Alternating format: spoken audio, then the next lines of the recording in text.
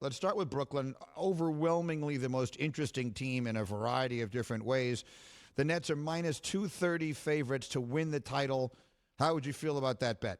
I wouldn't make it. And that's not because I don't think the Nets can go on to win the title. I just think at that price, you're not really extracting any value, right? At minus 230, what you're saying there is that the Nets have an implied chance of about 30% to win the title. That's a huge number, huge. No Kyrie Irving. We don't know if he'll come back at some point. We don't know if they'll be without him for the entire season. And at the same time, how many games are you going to go out and win?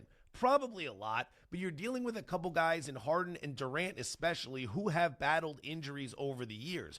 Kevin Durant isn't as young as he used to be, obviously. That's how time works. But with the injuries coming off the Achilles, load management, things of that nature, I don't think you're getting a very good price there. What I would do with the Nets is that they open the season tonight. I would go ahead and lay the point at Milwaukee. I think this is hunger versus happiness, essentially. Brooklyn's going to come in very hungry. They went to a Game 7 overtime against this Milwaukee team last year with only Kevin Durant. Irving was hurt. Harden was playing on one leg for the entire series. They had these guys on the ropes. They're coming in very hungry for this one. Meanwhile, Milwaukee, they probably had a bunch of celebrating going on all summer. Good for them. They deserved it. I think Brooklyn's going to be the play tonight. I wouldn't play them on the futures market right now. I might wait for a better price if they slip early, but I would lay the point tonight with the Nets. Again, Milwaukee a 1-point favorite tonight, as Joe was telling us. There's also that little, I don't know if back and forth is the right word, but when Giannis said, my championship means more to me than joining up with a super team and all that kind of stuff.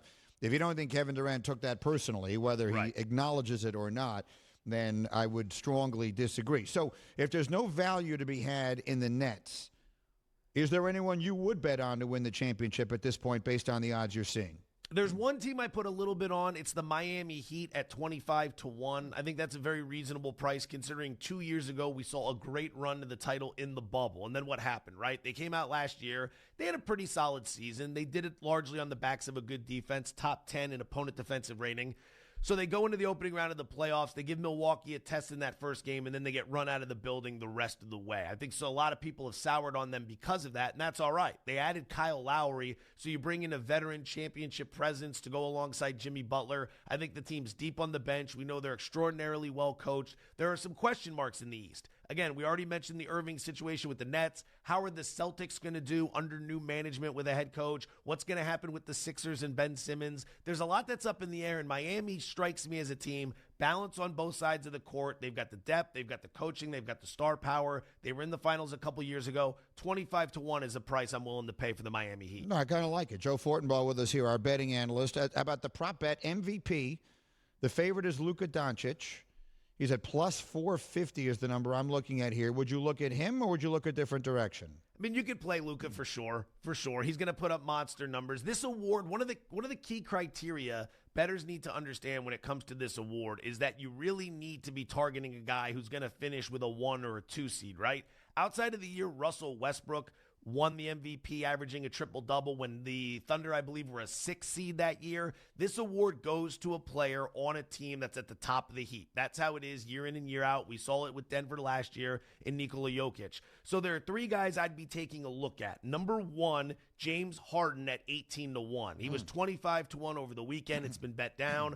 Harden's on a team that has a very good chance to secure the number 1 seed. And while Durant is viewed as the best player on that team, Harden's going to put up huge numbers. A lot of people I talk to see this price and think Harden should be around 10-1, not 18-1. That's a good price right there. 2 other guys I take a shot on, Trae Young at 25-1. He averaged 25 and 9 last season. The stats are going to be there. I think what he did in the playoffs last season has made him more of a household name. So we're going to be looking at him and thinking about him as an MVP candidate early in the season versus how we viewed him in the past. And the Hawks have a chance to make some serious noise. Whether they get to a 1 or 2 seed, that's a bit of a stretch. But the win total for the Hawks is just shy of 50. They are projected to have a good season. And I'd also look at Jason Tatum from the Boston Celtics at 30-1.